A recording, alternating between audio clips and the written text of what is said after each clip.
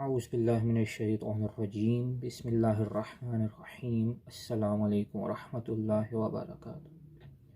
سال نو 2023 کا آغاز ہوا چاہتا ہے۔ عزیزان، ہر نئے سال کے موقع پر، چاہے وہ قمری سال کا آغاز ہو یا کہ عیسوی سال کا، ہمارے درمیان ایک بحث کا بھی آغاز ہو جاتا ہے۔ کچھ سوالات کا سلسلہ چل نکلتا ہے، جیسے کہ ہمارا مسلمانوں کا کیلنڈر عیسوی ہیں یا کہ قمری؟ آیا ہمیں نیا سال منانا مسلمانوں کو چاہیے یا کہ نہیں، یا کہ یہ غیر مسلموں کی روش ہے؟ آیا ہمیں محرم میں نیا سال منانا چاہیے جو کہ قمری سال کا پہلا مہینہ ہے، یا کہ جنوری میں جو کہ عیسوی سال کا پہلا مہینہ ہے؟ ان سوالات کا اپنے نقطہ نظر سے میں اس ویڈیو میں جواب دینا چاہوں گا۔ یقیناً آپ میری ویڈیو کو آخر تک ملاحظہ فرمائیں گے اور کمنٹ سیکشن میں اپنی رائے کا اظہار بھی کریں گے۔ آپ کی تائید ہو یا تنقید، میں اس کا دل سے خیر مقدم کروں گا، بشرطے کہ برائے اصلاح ہو۔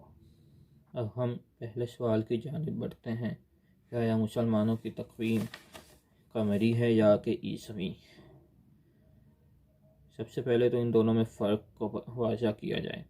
قمری جو تقویم ہے وہ چاند کے حساب سے اس کو فالو کیا جاتا ہے۔ جب چاند طلوع ہوتا ہے اس رات کو پہلی رات کہا جاتا ہے، اور اس سے اگلے دن کو پہلی تاریخ چاند کے ماہ کی کہی جاتی ہے۔ جبکہ یہ 29 یا 30 دن میں زمین کے گرد جب چاند اپنا مکمل کر لیتا ہے ایک چکر، تو اس کے بعد پھر دوبارہ سے طلوع ہوتا ہے۔ اس وقت قمری ماہ ختم ہو جاتا ہے اور نیا قمری ماہ کا آغاز ہو جاتا ہے۔ اس طرح یہ 12 ماہ چلتے ہیں، تو اس کو ایک سال قمری کہا جاتا ہے۔ دوسرا عیسوی۔ عیسوی سال جو ہے سورج کے زمین کے گرد جب اپنا پورا ایک مدار میں چکر مکمل کر لیتا ہے، تو یہ ایک سال کہلاتا ہے۔ عیسوی مہینہ 30 یا 31 دن کا ہوتا ہے، سوائے فروری کے جسے 28 دن کا شمار کیا جاتا ہے۔ ان کی کئی وجوہات ہیں، انشاءاللہ کبھی موقع ملا تو وہ بھی اظہار کیے جائیں گے۔ دونوں تقویمیں زمانہ جاہلیت سے یا اسلام کے قبل سے ہی یہ جاری و ساری تھی، اور جہاں تک ہمارا خیال ہے کہ شروع ہی سے جاری و ساری تھی۔ آپ تاریخ اٹھا کر دیکھیں تو کئی تاریخوں میں قمری اور عیسوی دونوں لحاظ سے شمار کیا جاتا ہے۔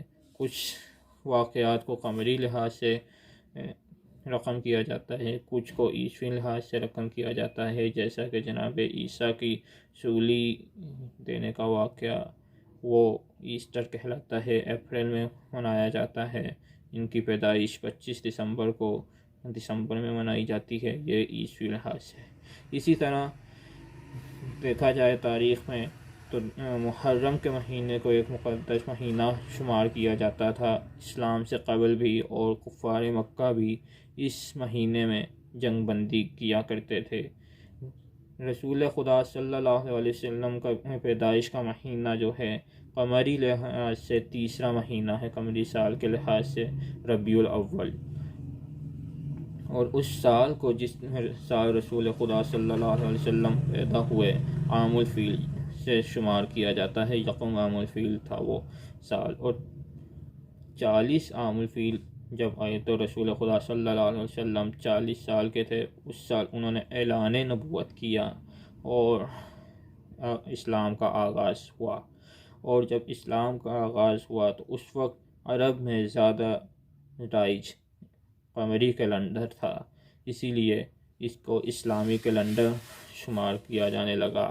خاص طور پر جب رسول خدا صلی اللہ علیہ وسلم نے 53 عام الفیل میں 53 عام الفیل میں ہجرت مکہ سے مدینہ میں ہجرت کی، تو وہاں سے اس کا آغاز اس کو ہجری سال شمار کیا جانے لگا، اور آج 1444 ہجری ہے۔ اسی لیے اس سال کو اسلامی سال، اس کیلنڈر کو اسلامی کیلنڈر کہا جاتا ہے۔ اور ہمارے کئی جو تہوار ہیں اسی تقویم کے تحت ہوتے ہیں، مثلا عیدین، مثلا حج اور خاص طور پر روزے، جو خدا نے خود فرمایا ہے قرآن میں کہ مسلمانوں پر رمضان کے روزے فرض کیے گئے ہیں۔ اسی لیے مسلمانوں کا سال یا مسلمانوں کے لیے جو اسلامی کیلنڈر ہم کہنا چاہتے ہیں وہ بلا شبہ قمری کیلنڈر ہے، لیکن کیا عیسوی کیلنڈر کو فالو کرنا یا اس کے تحت کوئی کام کرنا مسلمانوں پر حرام ہے، یا اس کی تاریخوں کو شمار کرنا مسلمانوں کے لیے جائز نہیں؟ تو ایسا بھی نہیں ہے، کیونکہ ہم دیکھتے ہیں کہ کئی جگہوں پہ ہم ان کو فالو کرتے ہیں، اور پوری دنیا میں چونکہ یہ عیسوی کیلنڈر رائج ہے، جیسے کہ انگلش زبان ہے، تو اس کو فالو کرتے ہیں، اس میں کوئی قباحت نہیں ہے۔ البتہ ہمارے جو تہوار اسلامی تہوار ہیں اس کو اسلامی کیلنڈر کے حساب سے ہی منایا جائے گا۔ اب سوال یہ پیدا ہوتا ہے کہ آیا مسلمان اپنا سال نو کو محرم میں منائیں یا کہ جنوری میں؟ تو اس سوال کا جواب کہ آیا مسلمان محرم میں سال نو منائیں یا کہ جنوری میں، اس کا تعلق اس چیز سے ہے کہ آیا ہم اپنے سال نو کس طرح سے مناتے ہیں یا سیلیبریٹ کرتے ہیں۔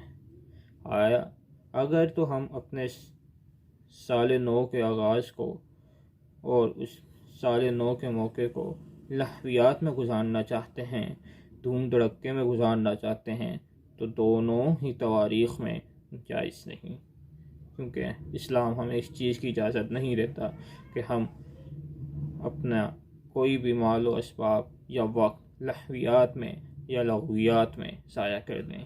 البتہ اگر آپ اس کو تجدید عہد کا دن قرار دیتے ہیں، آپ اس دن پہ ایک نئی زندگی کا آغاز کرنا چاہتے ہیں، اپنے اندر ایک نئی تبدیلی کا آغاز کرنا چاہتے ہیں جو کہ مثبت ہو، آپ کے لیے بھی، معاشرے کے لیے بھی، دین کے لیے بھی، تو دونوں ہی تواریخ میں، دونوں ہی تقویم میں، دونوں ہی ماہ میں آپ اس کا آغاز کیا جا سکتا ہے۔ اس طرح اور بھی کئی سالوں کے آغاز ہوتے ہیں، وکرمی ہیں اور شمسی ایک سورج کا سال کہا جاتا ہے، مارچ سے شروع ہوتا ہے، اس میں نوروز بھی منایا جاتا ہے ایران وغیرہ میں۔ تو اگر آپ اپنے اندر مثبت تبدیلی کے لیے اگر یہ منانا چاہتے ہیں، اس کو مثبت تبدیلی لانا چاہتے ہیں، تو آپ کسی بھی سال سے آغاز کر سکتے ہیں۔ محرم سے اپنے اندر یاد قربانی کی یاد سے منائیں اس کو، وہ جو امام نے دین کی خاطر دی تھی، اپنے اندر دین کا جذبہ پیدا کریں تو محرم سے منائیں۔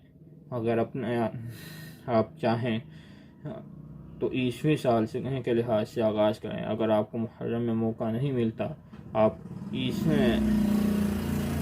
جنوری میں اپنا آغاز کریں کہ آپ اپنے اندر تبدیلی لائیں۔ ایون کہ کسی بھی روز آپ آغاز کر سکتے ہیں اپنی زندگی کا، اسی کو آپ اپنے سال کا آغاز بھی کہہ سکتے ہیں، اپنی سالگرہ کے دن کو اپنے سال کا آغاز کہیں، ٹھیک ہے؟ تو اگر یہ کہتے ہیں تو پھر تو یہ نیا سال منانا آپ کے لیے جائز بھی ہے، ادروائز نہیں۔ میری طرف سے آپ کو سال نو 2023 کی مبارک۔